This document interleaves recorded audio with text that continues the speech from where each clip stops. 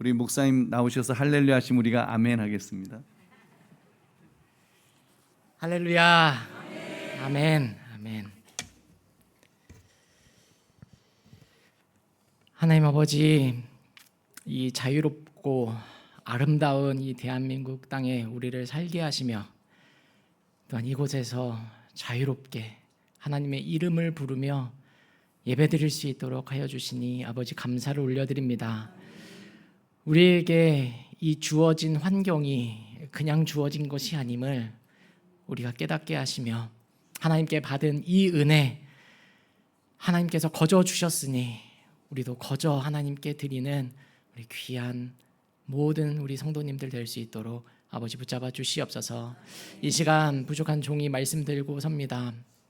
이 말씀이 전해질 때에 하나님 전하는 자나 받는 자 모두에게 동일한 은혜가 있게 하시고 우리가 예수 그리스도를 더욱 깊이 생각하며 묵상하며 우리가 상처 입은 치유자로서 이 땅에 살 수 있도록 아버지 붙잡아 주시옵소서.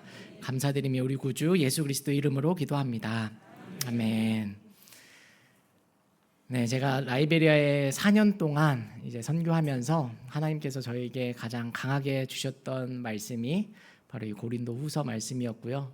또 상처 입은 치유자라는 말씀을 저에게 가장 강력하게 주셨습니다. 그래서 이제 한광교회를 시작으로 저희 주파성 교회를 시작으로 이제 함께 협력하는 교회들 앞으로 찾아다니면서 하나님께서 저에게 주셨던 은혜 또 누리며 나아갈 텐데 오늘 이 상처 입은 치유자라는 이 말씀으로 함께 우리가 어떻게 이 세상에 살면서 상처 입은 치유자로 그리스도인으로 살아갈지 함께 하나님 말씀을 통해 또 나누는 귀한 시간 되길 축복합니다. 우리 모두는 다른 사람에게 의해 상처를 입기도 하고 또 상처를 주며 살아갑니다. 그럴 때에 두 부류의 사람들이 있는데요. 첫 번째는 자기가 받은 그 상처가 무기가 되어 다른 사람들에게 동일한 상처를 입히며 살아가는 사람들이 있고요. 아니면 자기가 입었던 그 상처가 잘 치유되어서 나와 동일한 상처를 입은 사람들을 찾아가 격려하고 위로하며 그 아픈 상처를 보듬어주며 또 치료해주는 치유자로서 살아가는 사람들이 있습니다. 오늘 고린도 후서를 통해서 바울에 대해서 또 예수님에 대해서 또 나에 대해서 함께 살펴보며 예수님을 믿는 우리는 과연 어떻게 살아야 되는지 함께 살펴보는 귀한 시간 되시길 축복합니다. 바울이 겪었던 고난과 역경에 대해서는 너무나도 잘 알고 계실 것입니다. 고린도 후서 11장 23절부터 27절은 이렇게 말씀하고 있습니다. 그들이 그리스도의 일꾼이냐 정신없는 말을 하거니와 나는 더욱 그러하도다. 내가 수고를 넘치도록 하고 옥에 갇히기도 더 많이 하고 매도 수없이 맞고 여러 번 죽을 뻔하였으니 유대인들에게 40에서 하나 감한매를 5번 맞았으며 3번 태장으로 맞고 1번 돌로 맞고 3번 파선하였고 일주일을 깊은 바다에서 지냈으며 여러 번 여행하면서 강의 위험과 강도의 위험과 동족의 위험과 이방인의 위험과 시내의 위험과 광야의 위험과 바다의 위험과 거짓 형제 중의 위험을 당하고 또 수고하며 애쓰고 여러 번 자지 못하고 줄이며 목마르고 여러 번 굶고 춥고 헐벗었노라. 아멘. 복음 전하는 자가 겪을 수 있는 모든 종류의 고난을 이 바울은 받았습니다. 특별히 바울이 받았던 이 고난 중에서 24절에 유대인에게 받았던, 바울 자신도 유대인이었으니까 유대인들에게 당한 고난, 또 26절에 받았던 동족에게 받았던 고난, 이들에게 당한 고난이 바울의 마음을 더욱 아프게 하지 않았을까라고 생각이 듭니다. 왜냐하면 자신의 동족에게 받았던 상처이기 때문이죠. 그리고 고린도 후서 12장 7절 말씀은 이렇게 말씀하고 있습니다. 우리 함께 7절 말씀 함께 읽겠습니다. 여러 계시를 받은 것이 지극히 크므로 너무 자만하지 않게 하시려고 내 육체에 가시 곧 사탄의 사자를 주셨으니 이는 나를 쳐서 너무 자만하지 않게 하려 하심이라. 아멘. 바울 자신이 내 육체에 가시가 있다, 곧 사탄의 사자가 있다라고 말씀합니다. 왜냐하면 이것은 바울을 바라보는 모든 사람들이 바울의 외부적인 모습을 보고 네가 지금 사탄의 사자를 가지고 있는데 네가 어떻게 예수님의 복음을 전할 수 있느냐라는 비방거리를 주는 것이기 때문이었습니다. 이것은 반박할 수 없는 사실이었죠. 왜냐하면 바울 자신이 갖고 있는 것이었기 때문입니다. 바울은 이처럼 예수 그리스도의 복음을 전하며 받을 수 있는 모든 외부로부터의 고난을 받았고요. 또 바울 자신조차도 하나님이 주신 육체에 가시고 사탄의 사자라고 말할 수 있는 그런 육체의 질병 또한 갖고 있었습니다. 하지만 바울은 어떻게 말씀합니까? 오늘 본문 5절 말씀 우리 한 번 더 읽겠습니다. 그리스도의 고난이 우리에게 넘친 것 같이 우리가 받는 위로도 그리스도로 말미암아 넘치는도다. 아멘. 바울은 고난 그 자체를 고난으로 여기지 않았고요. 그리스도의 고난, 곧 그리스도의 고난과 자신의 고난을 연결지으며 이것을 위로로 승화시키고 있습니다. 우리가 죄를 짓고 우리가 잘못해서 만약에 바울이 자신의 죄로 인하여서 이런 역경과 고난과 사탄의 사자를 자신의 몸에 짊어졌다면 바울은 이런 말을 하지 못했을 것입니다. 하지만 바울은 하나님을 위해서 예수 그리스도를 위해서 살아갈 때 받는 고난과 역경은 이것은 하나님으로부터 받는 위로가 있기 때문에 이 고난은 축복이다라고 말할 수 있었던 것입니다. 베드로전서 2장 20절과 21절 말씀 우리 함께 화면 보고 읽겠습니다. 죄가 있어 매를 맞고 참으면 무슨 칭찬이 있으리요? 그러나 선을 행함으로 고난을 받고 참으면 이는 하나님 앞에 아름다우니라. 이를 위하여 너희가 부르심을 받았으니 그리스도도 너희를 위하여 고난을 받으사 너희에게 본을 끼쳐 그 자취를 따라오게 하려 하셨느니라. 아멘. 바울은 자신의 고난을 철저히 그리스도의 고난과 연결짓고 있습니다. 내가 받는 고난은 바로 예수 그리스도께서 본을 보이신 그 그리스도의 고난의 그 모습을 내가 따라 사는 것이다.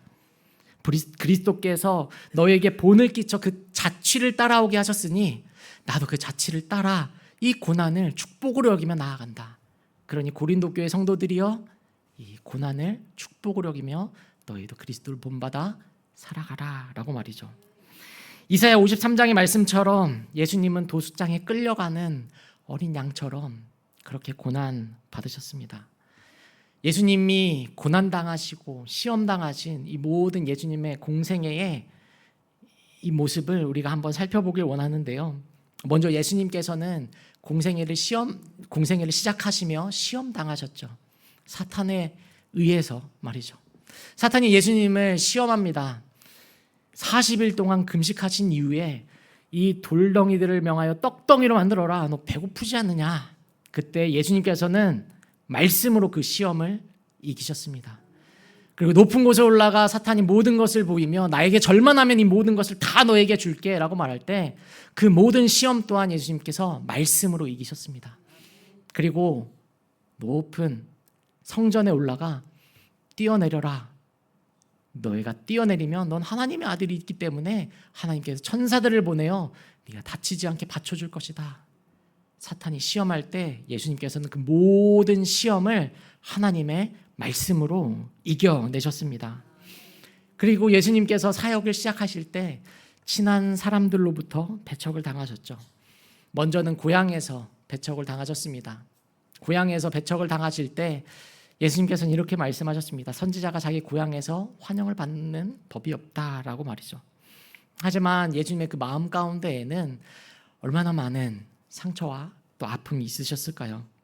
또 가장 가까운 사람으로부터의 배신도 있었습니다. 12제자 중에 한 명이었던 가룟 유다가 예수님을 팔았죠. 그리고 예수님이 십자가에 끌려가실 때 그 어느 누구도 11제자 그 어느 누구도 예수님을 보호하지 않았습니다. 특별히 예수님의 수제자였던 베드로는 예수님을 3번이나 부인하는 일을 저질렀죠.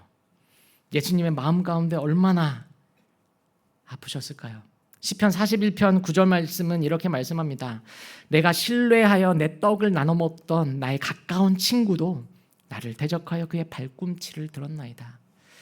구약 성경에서 예언한 것처럼 예수님이 이 땅에 오셔서 가장 가까운 사람들에게 그렇게 배신과 배반을 당하며 나아가셨습니다. 그리고 또 침뱉음과 멸시와 모욕과 천대를 당하시며 십자가에 죽으셨죠. 하나님 아버지께서 자신에게서 얼굴을 돌리신 것 같은 그런 철저한 외로움에 예수님은 상처를 당하셨습니다. 예수님이 입으신 상처는 우리의 상상을 초월하는 것입니다. 예수님의 죽음이 여기에서 끝이었다면 우리에게는 절망밖에는 없었을 것입니다. 하지만 예수님은 죽음을 이기시고 부활하시어 우리에게 산 소망이 되어주셨습니다. 죽음과 이 소망, 이 죽음과 소망의 역설적인 조합이 여기에서 등장합니다. 우리가 고난 중에 즐거워할 수 있겠습니까? 우리가 죽음 가운데 있는데, 이 고난 가운데 있는데 우리가 소망을 품고 우리가 즐거워할 수 있을까요? 로마서 5장 3절과 4절은 이렇게 말씀합니다. 우리 함께 읽겠습니다. 다만 이뿐 아니라 우리가 환난 중에도 즐거워하나니 이는 환난은 인내를, 인내는 연단을, 연단은 소망을 이루는 줄 알미로다. 아멘. 뭐라고 말씀하고 있습니까? 우리가 환난 중에도 즐거워할 수 있다라고 말합니다. 환난과 즐거워함은 서로 같이 있을 수 없는 것인데 성경은 환난 중에도 우리가 즐거워할 수 있다라는 이 역설적인 말을 하고 있는데요. 왜 그렇습니까? 환난은 우리에게 인내를, 그리고 인내는 연단을 주고, 연단은 바로 우리에게 천국 소망을 품게 해주기 때문입니다. 로마서 8장 18절 말씀도 우리 함께 읽겠습니다. 생각하건대 현재의 고난은 장차 우리에게 나타날 영광과 비교할 수 없도다. 아멘. 예수님께서 지고 가신 십자가의 고난의 길, 그 고난이 있기 때문에, 또 예수님께서 십자가에 못 박혀 죽으심, 그 철저한 고통과 고난이 있었기 때문에 예수께서는 십자가의 죽음과 부활로 이어지는 그 소망을 우리에게 주셨습니다. 우리의 고난당함은 그것으로 끝이 아니라 죽음을 이기시고 또 부활하신 예수님처럼 우리의 고난을 넘어선 소망이 있음을 우리에게 보여주고 있는 것입니다. 그리고 우리의 고난을 아시고 이해하시고 위로하시는 분이 있다라는 사실을 우리에게 보여주는 것이죠. 이 이해한다라는 말을 할 때 어떻게 다가오십니까? 내가 당신을 이해합니다라고 말할 때 말이죠. 이 이해한다라는 말은 내가 머리로서 이해하는 것을 넘어서서 내 감정과 내 모든 체험으로 당신을 이해한다라고 말하는 것입니다. 예를 들어서 제가 라이베리아에서 왔는데, 라이베리아에서 한국까지 올 때는 라이베리아에서 비행기를 타고 8시간 쭉 에티오피아까지 가고요. 또 에티오피아에서 비행기를 타고 13시간 거쳐서 인천에 도착해서 거의 24시간이 걸립니다. 비행기 타는 시간만 하면 21시간이고요.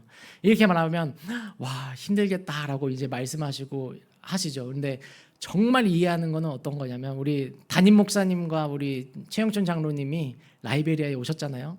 라이베리아 오실 때 에티오피아 13시간 비행기, 또 에티오피아에서 라이베리아까지 8시간 비행기, 또 똑같은 길로 돌아가야 되잖아요. 또 라이베리아에서 8시간 에티오피아로, 에티오피아에서 13시간 인천으로, 그 모든 과정을 딱 겪고 나서 와, 목사님 얼마나 힘드셨어요.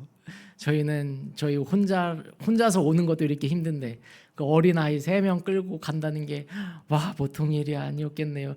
아, 목사님, 선교사님 정말 힘드셨을 걸 이해합니다라고 할 때, 이해한다라는 말은 정말 그 모든 과정을 다 겪고 보니 와, 정말 힘드셨겠구나라는 걸 이해한다라고 말할 수 있는 것이죠. 그런데 우리의 모든 고난과 아픔을 이해하시는 분이 바로 우리 하나님 아버지십니다. 왜냐하면 그 모든 고난과 고통을 친히 예수님께서 겪으셨기 때문이죠. 오늘 본문 말씀 3절과 4절 말씀입니다. 우리 함께 읽어볼까요?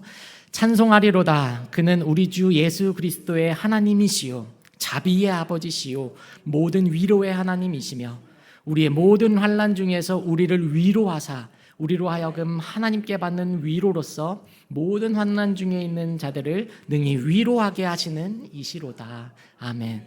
계속해서 말씀하고 있는 것은 위로입니다. 예수 그리스도의 하나님, 먼저 고난 당하시고 고난 당한 자를 이해하시는 그 하나님께서 바로 자비의 아버지가 된다라고 말씀하시죠. 불쌍한 자를 긍휼히 여기시는 자비의 아버지, 그분이 바로 위로하시는 하나님이십니다. 위로하라, 위로하라, 내 백성을 위로하라 말씀하신 그 하나님께서 바로 우리를 위로하시는 아버지 하나님 되신다는 사실입니다.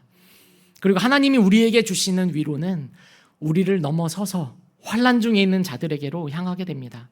마치 예수 그리스도의 고난과 위로가 바울에게로, 또 바울에게서 고린도 교회 성도들에게로, 또 고린도 교회 성도들에게서 우리에게로 향했던 것처럼 이제는 우리를 넘어서서 우리와 함께하는 모든 자들, 전 세계와 열방으로 향하게 되는 것입니다. 4절, 오늘 본문 말씀 4절과 6절 7절 말씀입니다. 제가 먼저 4절 읽고요 6절 7절 함께 읽겠습니다. 우리의 모든 환난 중에서 우리를 위로하사 우리로 하여금 하나님께 받는 위로로서 모든 환난 중에 있는 자들을 능히 위로하게 하시는 이시로다. 함께 읽겠습니다. 우리가 환난 당하는 것도 너희가 위로와 구원을 받게 하려는 것이요 우리가 위로를 받는 것도 너희가 위로를 받게 하려는 것이니 이 위로가 너희 속에 역사하여 우리가 받는 것 같은 고난을 너희도 견디게 하느니라. 너희를 위한 우리의 소망이 견고함은 우리가 고난에 참여하는 자가 된 것 같이 위로에도 그러할 줄 알미라. 아멘. 예수님께서 고난 당하신 것처럼, 바울이 고난 당한 것처럼 우리가 받는 고난이 고난을 넘어서서 이제는 위로가 되어지는 것입니다. 이것을 바로 대속적 고난이라고 말합니다. 대속적 고난.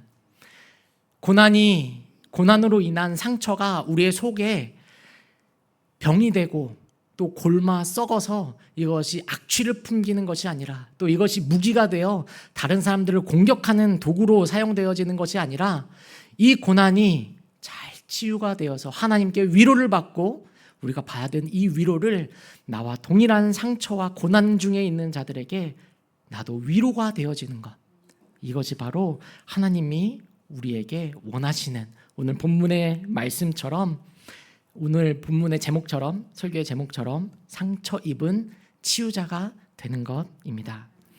예수님께서 먼저 상처 입은 치유자 되셨듯이, 또한 바울이 상처 입은 치유자 되었듯이 우리도 또한 상처 입은 치유자가 되어야 합니다. 우리나라 그 어려운 때에 우리나라에 와서 상처 입은 치유자로 살아가셨던 선교사님들이 많이 계십니다. 정말 아무것도 없었던 우리나라, 폐허처럼 되었던 그 한국전쟁 이후에 그런 나라에도 서구의 선교사님들이 오셔서 예수님의 복음과 사랑을 전하며 우리나라를 위해 그들의 목숨과 또 자녀들의 생명을 바치면서까지 포기하지 않고 우리나라에 하나님의 복음을 전하기 위해 애쓰셨습니다. 우리가 빚진 자의 마음으로 우리 서구의 선교사님들이 우리나라에 와서 그 모든 것을 주셨듯이, 그냥 거저 주셨듯이, 우리도 또한 우리가 살아가고 있는 우리의 각자의 삶 가운데에서, 또한 하나님이 보내시는 그곳 가운데에서 우리도 또한 하나님께 받은 사랑을 거저 나눠주는 자로 살아가야 합니다. 그렇다면 우리는 어떻게 상처 입은 치유자로 살아가야 할까요? 첫 번째로 예수님께서 시험 당하셨듯이 우리에게도 동일한 시험 당함이 있을 수 있습니다. 저는 라이베리아에 이제 살면서 여러 가지 시험들이 있는데 가장 큰 것은 아마 현지 경찰, 이 공권력, 현지 이민국 직원들과 겪는 그런 일들 때문에 겪는 시험이 가장 큽니다. 그 나라 사람들을 사랑하려고, 이 라이베리아 사람들을 사랑하려고 이제 갔는데, 이제 경찰이 정말 아무 이유 없이 그냥 잡아요. 그리고 이민국 직원들도 아무 이유 없이 제가 외국인이니까 차 타고 가면은 그냥 잡습니다. 잡아서 네가 이것을 잘못했으니 우리에게 돈을 내야 된다라고 말을 해요.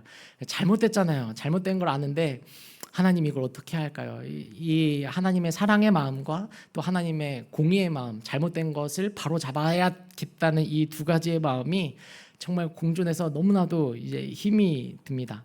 그래서 출국하기 바로 전날도 경찰이 저를 잡아서 또 막 이제 싸웠어요. 왜냐면은 처음에는 이제 공의의 마음으로 네가 이렇게 지금 외국인을 잡아서 나는 이 나라 사람을 사랑해서 너희에게 하나님의 복음을 전하러 또 너희 아이들을 라이베리아에 있는 그 버려진 아이들을 도와주려고 나는 왔는데 경찰이 이렇게 나 외국인이라는 이유로 힘들게 하면 내가 이 나라 가운데 어떻게 내가 살 수 있겠냐 막 따지고 하소연하고 그래도 막 안 하잖아요. 그러면 이제 또 사랑의 마음으로 그래 내가 널 이해한다.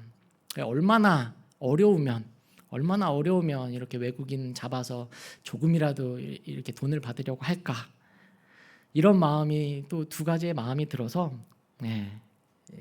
마지막에는 웃으면서 서로 친구를 맺고 헤어지는데 항상 그렇습니다. 항상 그런 삶을 살고 있는데 이 여러 가지 시험 당하는 중에서도 중요한 것은 하나님께서 또 예수님께서 시험 당하실 때 말씀으로 그 시험을 이기셨듯이 여러분 시험 당하실 때에 그 시험 당하는 중에 말씀으로 그 시험을 이기시고요.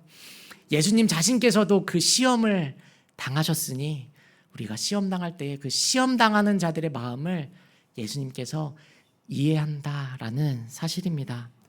그렇기 때문에 여러분들 시험 당하실 때에 예수님을 먼저 묵상하시고 말씀으로 그 시험을 이기시며 여러분들을 이해하시는 그 예수님을 의지함으로 나아가는 우리 모든 성도님들 되시길 축복합니다. 그리고 두 번째로 육신의 고통과 질병이 있을 수 있습니다. 암과 또 척추 또 무릎 질환 여러 가지 고통으로 또 육신의 질병으로 나아갈 때가 있는데 그 모든 고통과 또한 그 모든 아픔 예수님께서 친히 그 육체에 새겨 놓으셨듯이 여러분들의 그 모든 아픔도 예수님께서 친히 아신다라는 사실입니다. 라이베리아에 있으며 또 건축을 진행하면서 어깨와 또 치아 또 발에 못이 찔리며 넘어져서 막 많이 다치는 일들이 있었는데 그 모든 아픔들을 겪으면서 예수님의 고난을 한 번 더 묵상하는 시간이 되었습니다. 그리고 아이들이 아플 때 갈 수 있는 병원이 없어서 아이들 위해서 기도하고 또 현지에 있는 약국에서 약을 얻어서 아이들 먹이며 기도할 수밖에 없는 그 상황.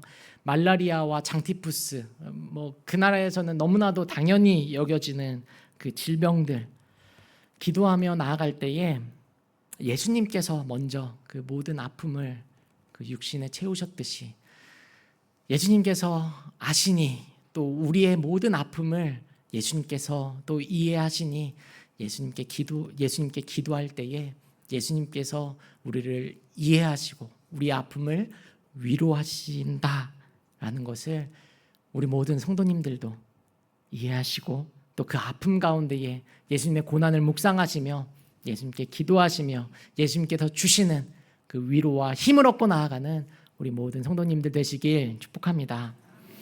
마지막으로 또 친한 사람들로부터의 배척과 또 배신이 있습니다. 예수님 얼마나 힘드셨을까요? 자신이 정말 공생의 3년 동안 예수님을 지근거리에서 따라다니며 같이 밥 먹고 예수님이 하는 모든 일들을 같이 했던 사람들이었는데 그 중에 한 명인 가룟 유다가 배신했을 때 그 예수님 미리 알고 계셨지만 알고 당해도 아픈 게 사람이잖아요. 베드로가 3번 부인할 때 얼마나 그 마음이 아프셨을까요? 배우자의 배반, 배우자의 배신, 그리고 가장 믿었던 사람의 배반. 저희 아버지도 이제 예전에 이런 일들이 있었잖아요. 보증을 친한 친구가 서달라고 해서 저희 아버지가 보증을 서줬는데 그 친구가 그냥 도망가 버려서 받았던 그 아픔들 제가 옆에서 보면서 얼마나 아플지 얼마나 가장 친한 사람이 배반했을 때 겪는 그 상처가 얼마나 큰지 알고 있거든요. 저는 현지인들에게 사랑을 주고 현지인들을 도와주며 이들이 정말 하나님의 말씀으로 잘 서길 원하는데, 제가 이들을 도와주며 이제 일자리를 제공을 했습니다. 건축을 하면서 건축하는 인부들이 필요하니까 이들에게 일자리를 제공해주며 이제 일을 제공해주고, 또 월급을 그 나라 기준으로 적게 준 것도 아니에요. 그래도 풍족하게 이들이 쓸 만큼 잘 해준다고 해줬는데, 건축 자재를 뒤에서 이렇게 몰래 빼가는 것을 보았을 때, 그렇다고 그게 큰 돈은 아니거든요. 정말 작은 거예요. 못 한 상자 팔면은 한 10달러에서 15달러 정도 받는, 정말 그 작은 것 때문에 그들이 뒤에서 저를 배반했을 때, 뒤통수 쳤을 때 얼마나 마음에 상처가 됩니까? 하지만 예수님께서 받았던 상처에 비하면 정말 아무것도 아니죠. 그리고 정말 마음 아프고 상처 입었을 때 또 하나님께서 나의 아픔을 아시니 먼저 상처 당하시고 또 치유하시는 분께서 또 나를 위로해 주시니 또 다시 일어서서 또 나아갈 힘을 얻게 되었습니다. 선임 선교사님과의 관계를 통하여서도 제가 계획했던 선교 초반에 모든 것이 다 어그러졌을 때, 하나님 나를 이곳에 왜 부르셨습니까? 나를 이곳에 왜 부르셔서 이 나라를 위해 내가 무엇하기를 원하십니까? 기도했을 때 하나님께서 나의 고통과 아픔을 먼저 하시고 위로하시며 내가 나아갈 길을 보여주신 그 하나님께서 여기 앉아 계신 모든 성도님들의 그 아픔을 먼저 아시고 이해하시고 위로하시며 또 여러분들이 나아갈 그 길을 하나님께서 인도하신다라는 사실입니다. 오늘 말씀을 통하여서 우리가 어떻게 살아야 되는지 함께 나누며 나아갔습니다. 우리에게 있어서 우리가 살아갈 때에 고난이 없고 상처가 없는 삶이 얼마나 좋습니까? 하지만 하나님의 뜻대로 살아가려고 할 때, 하나님의 복음을, 또 예수 그리스도의 복음을 이 땅 가운데에 전하며 나아가려고 할 때 당연히 예수 그리스도를 믿는 우리에게 고난이 찾아올 수밖에 없습니다. 하지만 그 고난 중에 상처가 여러분에게 상처가 되지 않기를 소원합니다. 여러분에게 있어서 그 상처가 하나님이 주시는 위로로 잘 치유되어서 그 상처가 되어 다른 사람을 찌르는 것이 아니라 상처가 위로가 되어 다른 상처 입은 자들을 동일하게 위로하고 치유하며 나아가는 모든 우리 성도님들 되시길 축복합니다. 제가 여러분을 위해 찬양 한 곡 하길 원하는데요. 당신이 힘들다는 걸 알아요. 아픔이 너무 많다는 것도 위로하길 원해요. 감싸주고 싶어요. 당신은 하나님의 사람인 것을 내가 알 수 없는 그대 깊은 마음속까지 당신을 지으신 하나님은 알고 계셔요. 위로하길 원해요. 감싸주고 싶어요. 당신은 하나님의 사람. 아멘. 여러분은 하나님의 사람입니다. 여러분이 고통 중에 있을 때에도, 상처가 있을 때에도, 아픔 중에 있을 때에도 그 아픔을 다 이해하시는 분은 바로 우리의 하나님 아버지시고요. 여러분들을 위로하십니다. 우리는 예수께서 상처 입은 치유자가 되셨던 것처럼, 또한 바울이 그렇게 살아갔던 것처럼, 또한 우리나라를 위해 오셨던 그 모든 선교사님들이 그러한 삶을 살아가셨던 것처럼 우리의 고난과 상처가 상처로 남아있는 것이 아니라 위로가 되어 다른 사람들을 치유하며 나아가는 상처 입은 치유자로 나아가는 우리 모든 성도님들 되시길 축복합니다. 아멘. 하나님 아버지 감사를 올려드립니다. 오늘 말씀을 통하여서 예수 그리스도를 믿는 우리가 이 땅 가운데서 어떻게 살아가야 되는지 그것을 살펴보게 하시니 감사합니다.